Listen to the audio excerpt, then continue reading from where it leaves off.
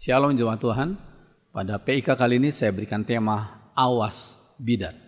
Mari kita berdoa. Mohon Roh Kudus urapi hambamu, sensor tutur kata sikap hambamu, sehingga hamba mulai menjadi juru bicara, dan setiap kami yang menonton dan mendengarnya, kami semua dibimbing oleh Roh kebenaran, yaitu Roh Kudus. Berbicara kepada kami lewat lidah hambamu, dalam nama Tuhan Yesus. Amin. Mari kita melihat Kamus Besar Bahasa Indonesia mendefinisikan kata bidat atau bidah sebagai perbuatan yang dikerjakan tidak menurut contoh-contoh yang sudah ditetapkan, termasuk menambah atau mengurangi ketetapan. Itu menurut definisi Kamus Besar Bahasa Indonesia. Sedangkan kata sekte didefinisikan sebagai kelompok orang yang mempunyai kepercayaan atau pandangan agama yang tidak sama, yang berbeda dari pandangan agama yang lebih lazim diterima oleh para penganut agama tersebut. Jadi ajaran yang mereka ajarkan tidak lazim. Ya, lazim maksudnya yang umum, yang diyakini dan dipercayai oleh penganut agama tersebut. Nah, ini muncul sekte yang tiba-tiba menyampaikan satu ajaran atau kepercayaan dari agama tertentu yang tidak sama dengan agama aslinya, gitu, dengan kepercayaan aslinya. Nah, seorang tokoh yang bernama Walter Martin menyebut para bidat itu sebagai cult yang didefinisikan sebagai suatu kelompok keagamaan yang mempunyai perbedaan secara signifikan. Perbedaannya secara signifikan. Maksudnya yang perbedaan yang penting. Ya, bukan ajaran yang remeh tapi ajaran yang signifikan, yang penting. Di dalam satu atau beberapa ajaran dari kelompok keagamaan tertentu yang ekspresi pengajarannya dianggap normatif dalam budaya keseluruhan. Jadi tentang Yesus adalah Tuhan itu sangat signifikan, ya. Tapi kalau ada ajaran tertentu yang tidak mengakui Yesus adalah Tuhan, Yesus adalah Allah, mereka tidak akui, itu berarti perbedaannya secara signifikan diajarkan oleh mereka. Ya. Dalam kaitan dengan agama Kristen, cult dianggap sebagai kelompok orang yang berkumpul di sekitar penafsiran yang keliru terhadap Alkitab. Jadi cult itu dianggap sebagai sekelompok orang yang berkumpul di sekitar penafsiran yang keliru. Penafsiran yang keliru terhadap Alkitab. Nah, seorang bernama Kurt Hutton menjelaskan hakikat bidat atau sekte dari pengertian relasi. Di dalam mempelajari sejarah timbulnya satu sekte, perlu ditanyakan dalam relasi mana bidat atau sekte tersebut berdiri terhadap satu golongan gereja tertentu. Jadi dalam relasi mana, ya, bidat atau sekte tersebut berdiri terhadap satu golongan gereja tertentu. Ajaran sekte itu menjadi suatu protes terhadap ajaran atau praktek gereja tertentu waktu itu. Protes terhadap ajaran atau praktek gereja tertentu waktu itu. Misalnya kita sebutkan salah satu, kelompok Advent hari ke-7 muncul sebagai reaksi terhadap sikap gereja-gereja pada waktu itu yang kurang memberikan perhatian kepada doktrin akhir zaman dan doktrin tentang Taurat, ya, kurang diperhatikan oleh gereja pada waktu itu, sehingga muncul kelompok Advent hari ke-7 yang seperti menyampaikan ajaran yang dilupakan atau kurang diperhatikan oleh gereja pada waktu itu. Ya. Nah, berikut ini dijabarkan beberapa ciri dari bidat. Apa ciri-ciri yang penting? Ya. Yang pertama adalah pendevaluasian pribadi dan karya Tuhan Yesus. Ya, Yesus adalah Tuhan, Yesus adalah Allah, Yesus adalah Juru Selamat. Itu adalah kepercayaan Kristen yang signifikan sekali. Tapi oleh bidah tertentu mereka mendevaluasi pribadi dan karya Tuhan Yesus. Tuhan Yesus bagi mereka tidaklah diyakini sebagai Allah dan sebagai satu-satunya Juru Selamat. Jadi mereka tidak meyakini hal itu. Ya. Para pengikut saksi Yehova misalnya berkata bahwa Yesus itu bukanlah Allah, tapi merupakan ciptaan pertama dan satu-satunya yang diciptakan oleh Allah. Satu-satunya yang diciptakan oleh Allah. Lalu kemudian alam semesta diciptakan oleh siapa? Diciptakan oleh Yesus. Jadi mereka tidak menganggap Yesus itu sebagai Allah. Dan alam semesta itu diciptakan oleh Yesus. Sedangkan Yesus adalah satu-satunya yang diciptakan oleh Allah. Ini menurut pemahaman saksi Yehova. Ya, Yesus itu sebagai kuasa Yehova yang menciptakan lainnya. Jadi hanya sebagai kuasa, bukan sebagai pribadi. Sebagai kuasa Yehova. Ya. Bagi mereka Yesus itu sama dengan Mikael. Kalau kita orang kepercayaan Kristen yang asli, Mikael itu hanya salah satu malaikat, walaupun tingkatan malaikatnya tinggi, ya, tetapi malaikat tetap malaikat, ya. Tetapi oleh saksi Yehova, Yesus itu disamakan dengan Mikael. Yesus memang sempurna katanya, tapi Yesus itu tidak bernatur dua, yaitu natur manusia dan natur ilahi. Tidak seperti yang diajarkan oleh agama Kristen yang sebenarnya. Agama Kristen yang sebenarnya menganggap Yesus itu bernatur dua. 100% Allah dan 100% manusia. Itu ajaran Kristen yang benar. Ya. Bagi orang saksi Yehova, ya, Yesus tidaklah bangkit secara jasmani, tapi dalam bentuk roh saja. Yesus tidak bangkit secara jasmani, tapi dalam bentuk roh saja. Ini menurut saksi Yehova. Yang kedua, ciri bidat yang kedua adalah pengagungan dan pengkultusan tokoh atau pendiri kelompok mereka. Jadi Yesusnya didevaluasi, diturunkan derajatnya, tapi di pihak lain tokoh mereka itu diagungkan dan dikultuskan. Pengajaran dan kehidupan tokoh itu dianggap benar secara mutlak. Dianggap benar secara mutlak. Gak ada salahnya gitu ya. Ini seperti yang saudara lihat gambar ini Joseph Smith. Joseph Smith itu pendirinya Mormonisme. Kalau di Indonesia disebut sebagai gereja orang-orang suci zaman akhir. Itu Mormon. Ya. Nah pendirinya adalah Joseph Smith. Menurut Mormonisme, Joseph Smith itu dianggap sebagai pemegang kunci-kunci di surga. Kunci-kunci di surga dipegang oleh Joseph Smith. Dan hanya orang-orang yang diperkenan oleh Smith yang dapat masuk ke surga. Wah ini luar biasa ya. Pengkulusan dan pengagungan Joseph Smith itu. Yang sebenarnya tidak demikian. Banyak kelemahan kekurangannya. Kalau kita lihat secara objektif ya. Joseph Smith dianggap sebagai tokoh yang gak bercacat dan sempurna. Dianggap sebagai tokoh yang gak bercacat dan sempurna. Itu bagi Mormon. Ya.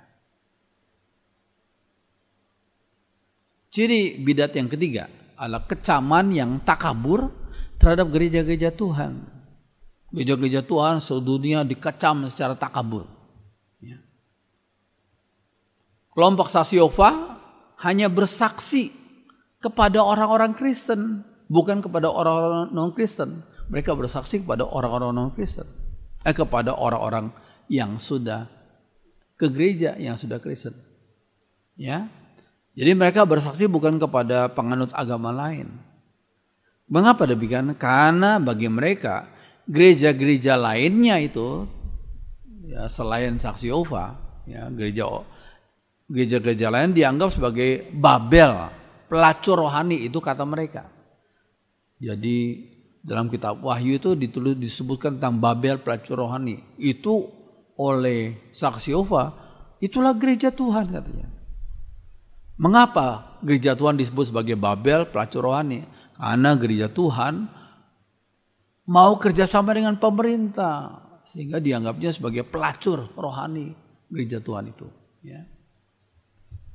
Padahal gereja Tuhan bekerja sama dengan pemerintah bukan berarti kita mengadopsi segala tingkah laku dan keyakinan dan etika mereka. Tapi gereja Tuhan harusnya menjadi garam dan terang dunia ini. Garam dan terang dunia ini. Ya. Hanya anggota kelompok mereka lah, yaitu anggota kelompok saksi Yehova itulah yang diselamatkan. Bukan dari gereja-gereja lain. Ini kata saksi Yehova. Ya. Lalu,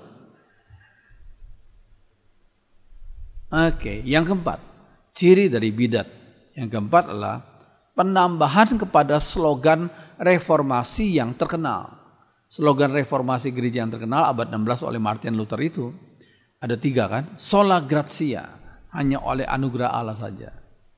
Sola fide, hanya melalui iman kepada Tuhan Yesus. Dan sola scriptura, hanya Alkitab sebagai standar atau dasar hidup orang beriman. Itu 3 sola ya. Itu 3 slogan reformasi. Sola gratia, sola fide, dan sola scriptura. Nah, bagaimana dengan sikap bidat terhadap 3 sola itu? Ya. Di dalam meresponi sola gratia dan sola fide, hanya anugerah dan hanya iman, para bidat biasanya menambahkan berbagai syarat. Apa itu syaratnya? Yani syarat itu adalah agar seseorang diselamatkan. Bagaimana seorang diselamatkan? Bagi mereka tidak cukup anugerah Allah, tidak. Ya. Dan tidak cukup melalui iman orang itu kepada Kristus, tidak cukup. Ini kata bidat ya.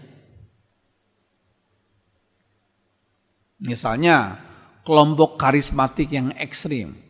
Saya menyebut karismatik yang ekstrim. Ya, sebab ada sebagian karismatik yang tidak ekstrim. Mereka kembali kepada prinsip-prinsip firman Tuhan yang benar dan mereka teratur sekali. Saya pernah ikut kebaktian sekian tahun yang lalu di satu kelompok karismatik yang besar di Jakarta. Ya, setelah khotbah mereka berdoa, lalu semua 1.000 orang itu tiba-tiba tenang. Lalu ada satu orang yang bicara dengan suara keras, dengan bahasa roh. Tapi semuanya tenang. Lalu ada satu orang lagi di tempat yang berbeda yang menerjemahkan bahasa roh itu. Setelah itu cukup ditutup oleh pemimpin atau pengkhotbahnya. Nah, ini saya pikir baik ya. Ya, baik. Ini contoh yang baik. Jadi tidak beramai-ramai orang berbahasa roh, tidak. Ya, karena kalau beramai-ramai orang jadi bingung bagaimana, dan mereka nggak ngerti karena nggak diterjemahkan. Tapi ini bagus sekali. Ketika setelah khotbah, doa, dan tiba-tiba semua tenang seperti ada yang komando gitu. Saya yakin itu Roh Kudus ya. Lalu seorang berdiri, itu di tengah 1.000 orang loh. Dengan suara keras dia berbahasa roh. Ya, setelah selesai, ada orang lain lagi di tempat yang berbeda menerjemahkan bahasa roh yang dimengerti oleh orang yang datang waktu itu. Dan udah gitu ditutup oleh pengkhotbah. Puji Tuhan. Puji Tuhan ya. Jadi kalau bagi kelompok karismatik yang ekstrim berkata, memang keselamatan hanya oleh anugerah Allah. Mereka percaya. Tetapi ada tambahannya. Kalian harus dibaptis Roh Kudus yang ditandai dengan berbahasa roh. Nah, itu yang kelirunya. Ya, baptis Roh Kudus ditandai dengan bahasa roh. Nah, saudara kalau mau paham bisa lihat PIK yang saya pimpin dengan tema karunia roh termasuk bahasa roh ya. Saya sudah buat itu sekian waktu yang lalu ya. Nah, seorang bernama Mary Baker Eddy ini pemimpin daripada satu kelompok yang namanya Christian Science. Ya, Christian Science. Ya. Satu kelompok yang disebut orang Protestan sebagai salah satu bidat ya. Guru Christian Science akan berkata, ini muridnya Mary Baker Eddy ya. Kamu harus lebih dahulu sampai pada taraf di mana penyakit, kematian, dan materi dilihat sebagai hayal belaka. Jadi bagi mereka penyakit, kematian, materi itu hanya hayal belaka. Ini seperti menegasikan realita hidup. Realita hidup itu ada penyakit kok, ada kematian kok, ada materi kok. Tapi berusaha dinegasikan oleh mereka itu cuma hayal belaka, ya. Padahal pendiri mereka, Mary Baker Eddy, adalah sering sakit-sakitan, ya. Nah, mungkin karena secara gejala kejiwaan, karena sering sakit-sakitan, jiwanya berontak, dan akhirnya timbul satu ajaran. Oh, penyakit itu hanya hayal belaka, ya, hayal saja. Ya. Oke, tentang sola scriptura, ya, hanya melalui Alkitab, hanya sebagai wahyu ilahi, ya. Tentang sola scriptura, kaum bidat bersikap seperti orang yang memegang Alkitab dengan tangan kiri, ini Alkitabnya, tapi kitab tulisan tokoh mereka di sebelah kanan. Jadi sejajar gitu loh. Alkitab dan kitab suci sesuai dengan tokoh mereka. Nah, itu kan nggak boleh harusnya. Kita sebagai orang Kristen hanya Alkitab saja penuntun hidup kita, ya. Sedangkan yang lain nggak boleh setara di bawah daripada Alkitab itu, ya. Mereka menafsirkan Alkitab berdasarkan sudut pandang dan pengajaran tokoh atau pendiri ajaran mereka itu. Bahkan otoritas Alkitab ditaruh di bawah otoritas, dalam tanda kutip lah, kitab suci mereka sendiri. Jadi Alkitab bahkan ditaruh di bawah otoritas kitab suci mereka. Ini kan keterlaluan, ya. Ini salah satu ciri daripada bidat itu. Ya, kelompok saksi Yehova bahkan berani mencetak terjemahan Alkitab versi mereka. Jadi mereka sampai berani menerjemahkan Alkitab sesuai dengan versi mereka, versi kepercayaan mereka, yang disebut dengan New World Translation, seperti yang sudah lihat dalam gambar ini. New World Translation, terjemahan dunia baru gitu loh, ya. Kenapa harus diterjemahkan sesuai dengan versi mereka? Agar sesuai dengan pengajaran mereka. Ini keliru, ya. Harusnya kita sebagai hamba Tuhan mengajar jemaat Tuhan sesuai dengan pengajaran Alkitab. Tapi ini keliru, ya. Ada ajaran tokoh-tokoh tapi nggak sesuai dengan ajaran Alkitab. Nah, yang kelirunya adalah Alkitab yang berusaha ditundukkan. Ajaran Alkitab harus sesuai dengan ajaran tokoh mereka. Ini kan keliru, ya. Iya.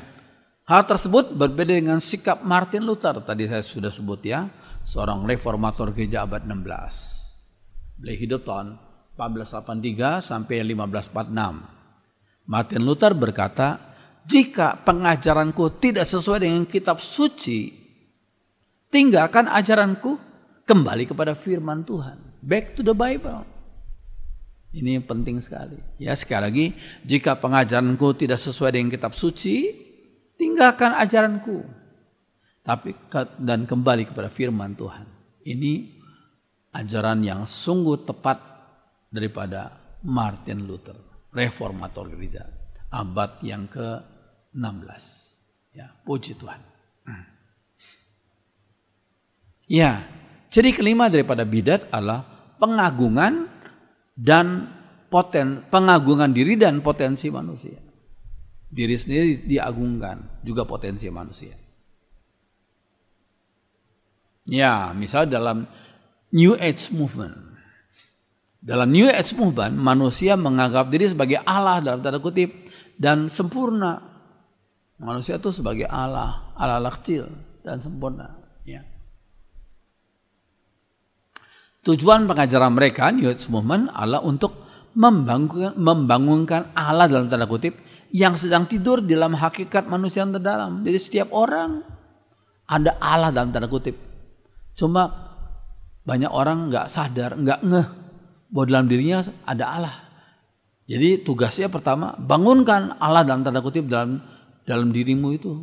Itu kata New Age Movement. Ya, bukan kata ajaran Kristen yang benar ya, tapi kata New Age Movement. Ya. Ciri keenam daripada bidat adalah tafsiran eskatologi yang keliru. Ya. Akhir zaman ya. Nah ini, menurut pendiri daripada Jehovah Witness di Saksi Yehova, Charles Taze Russell. Charles Taze Russell terpengaruh oleh Gereja Advent Hari ke-7. Mereka ikut menghitung kapan harinya Yesus datang kedua kali. Pada Yesus berkata tentang hari kapan aku datang kedua kali, nggak ada seorang pun yang tahu, hanya Bapa yang tahu. Ya. Tapi golongan ini berusaha menghitung kapan harinya Yesus datang kedua kali. Padahal berkali-kali Tuhan Yesus telah mengingatkan umatnya agar tidak melakukan hal tersebut. Tapi tentang hari atau saat itu tidak seorang pun yang tahu. Malaikat-malaikat di surga tidak tahu. Anak pun tidak. Maksudnya Yesus itu Sang Firman ketika menjelma berinkarnasi jadi daging itu disebut sebagai anak Allah yang tunggal. Itu Yesus. Ya, jadi pada waktu menjelmanya Sang Firman menjadi daging, itu beliau sengaja membatasi pengetahuannya, ya, membatasi pengetahuannya, sehingga dikatakan tentang hari atau saat tidak seorang pun yang tahu kapan Yesus datang kedua kali, malaikat di surga tidak, anak pun tidak, hanya Bapa yang tahu. Jadi jangan percaya kepada orang-orang tertentu yang mengabarkan saya tahu kapan Yesus datang kedua kali. Ya, keliru ya. Sesuai dengan Markus 32 kita kembali kepada firman Tuhan ya. Ciri ketujuh daripada bidat adalah ayat yang tidak penting dalam Alkitab dan ayat yang samar-samar dijadikan justru oleh bidat itu sebagai ayat yang penting dan bahkan sebagai patokan bagi mereka. Contohnya apa ya? Ayat yang penting dan yang kurang penting dan sama-sama dijadikan sebagai patokan bagi mereka. Contohnya ini 1 Korintus 15 ayat 29. Jika tidak demikian, apakah faedahnya perbuatan orang-orang yang dibaptis bagi orang mati? Nah ini, apa maksudnya itu? Orang ini dibaptis bagi orang mati. Kalau orang mati sama sekali tidak dibangkitkan, mengapa mereka mau dibaptis bagi orang-orang yang telah meninggal? Ini kata Rasul Paulus ya. Sekarang pertanyaannya, apa maksudnya ayat ini? Iya, ayat tersebut ditafsirkan oleh gereja Mormon sebagai berikut. Mereka senang dengan ayat yang jarang, yang sulit dimengerti, dan ditafsirkan oleh gereja Mormon. Mereka katakan orang yang masih hidup dapat dibaptiskan atas nama orang yang sudah meninggal dunia. Ini kata mereka.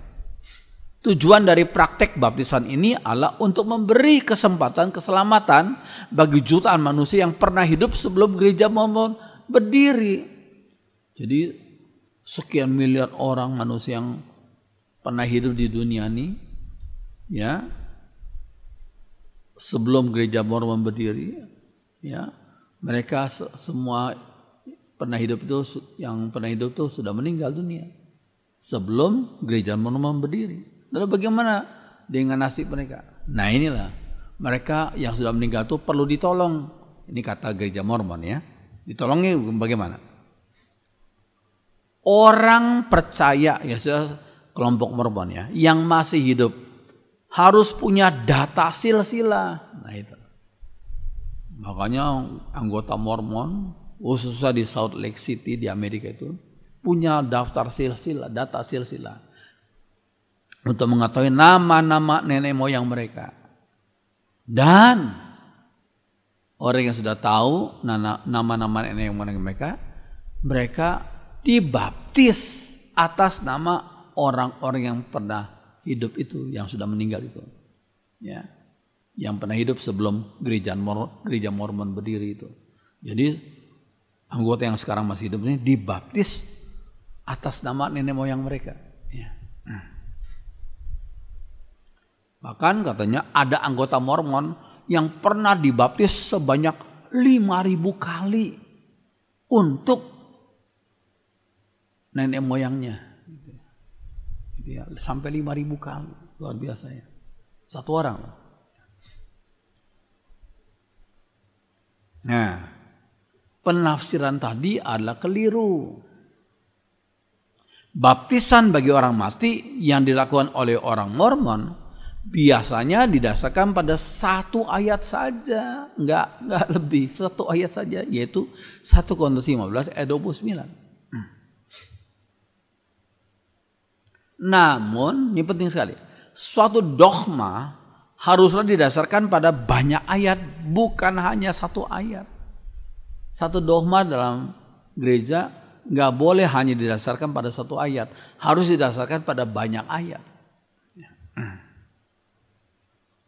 Kata hiper itu bagi ya dalam ayat tadi lebih tepat diterjemahkan sebagai pengganti atau for the sake of, yaitu bandingan 2 Korintus 5:15, Filemon ayat 13. Tetapi bukan berarti atas nama atau on behalf of. Ya, saya jelaskan lagi lebih lanjut supaya sudah paham.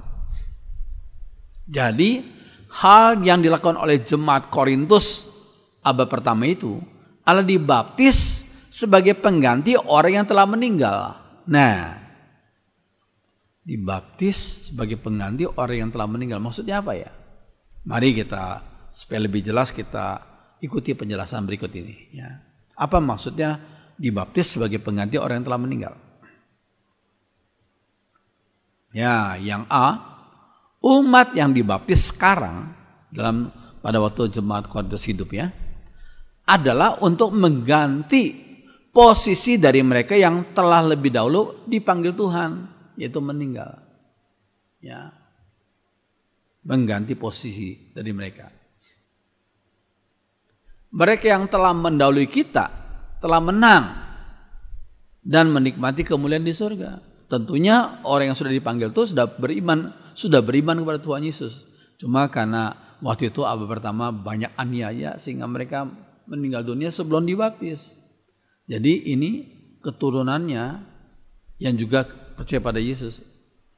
Mereka waktu itu dibaptis atas nama orang tuanya yang sudah meninggal, yang sudah mati martir itu. Yang waktu meninggal belum sempat dibaptis tapi sudah percaya Yesus. Sudah percaya Yesus. Ya.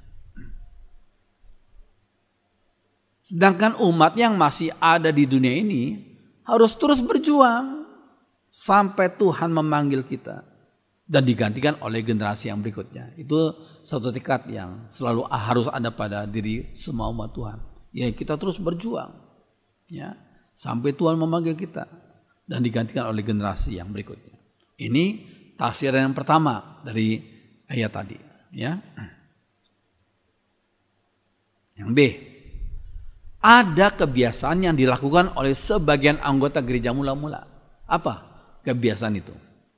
yakni ada yang bersedia dibaptis sebagai pengganti dari teman atau saudaranya yang sudah ikut katekesasi, jadi sudah percaya Tuhan Yesus ya.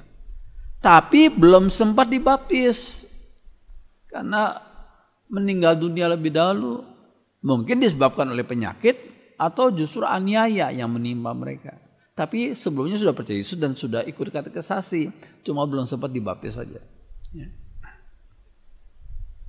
Dalam 1 Korintus 15, Rasul Paulus tidaklah menyatakan persetujuan atau penolakannya terhadap praktek tersebut. Karena yaitu Paulus sedang membicarakan topik yang lain, yakni hal kebangkitan tubuh.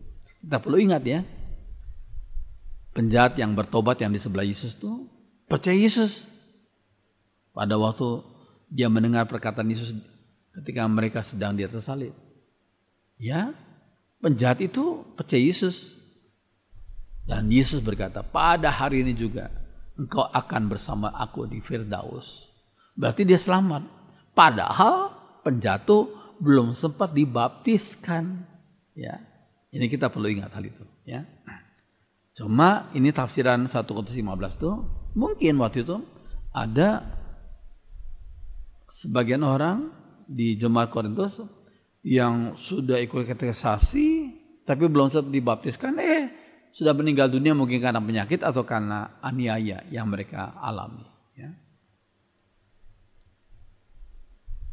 Nah, kesimpulan, praktek yang dilakukan oleh sebagian anggota gereja mula-mula, sekali lagi ya, praktek yang dilakukan oleh sebagian anggota gereja mula-mula bukanlah dibaptis untuk orang-orang yang belum percaya Tuhan pada waktu mereka masih hidup di dunia ini. Bukan. Ya, mereka tidaklah atau bukanlah dibaptis untuk orang-orang yang belum percaya Tuhan. Tidak seperti yang diajarkan oleh Mormon tadi, yang dibaptis untuk nenek moyang mereka yang belum percaya Tuhan. Tidak, beda sekali ajarannya. Ya, ya, biarlah pembahasan kita jadi berkat bagi saudara dan saudara dikuatkan. Ditambahkan pengetahuan saudara akan firman Tuhan supaya iman saudara dikuatkan dan tetap setia, iring dan melayani Tuhan. Kita ingat satu lagu, zaman sekarang berjagalah. Ini lagu ini sudah lama sekali waktu saya masih kecil. Zaman sekarang berjagalah, lihat dunia bergelora, kedengaran sini sana, banyak kabar menggemparkan, berlindunglah dalam sabda Allah. Mari kita berdoa. Yang bersyukur untuk firman-Mu yang sudah kami pelajari pada saat ini. Biar Roh Kudus, Roh hikmat membimbing kami dalam kebenaran firman Tuhan, sehingga kami menjadi pelaku firman dan sebagai orang-orang yang memahami firman dan mempraktikkan dalam hidup kami sehari-hari dan dalam pelayanan kami. Tolonglah kami agar kami bisa mengajar dengan benar dan bisa membimbing jemaat-Mu sesuai dengan kebenaran firman Tuhan yang kekal itu. Terima kasih untuk firman-Mu. Dalam nama Tuhan Yesus kami sudah berdoa. Haleluya. Amin.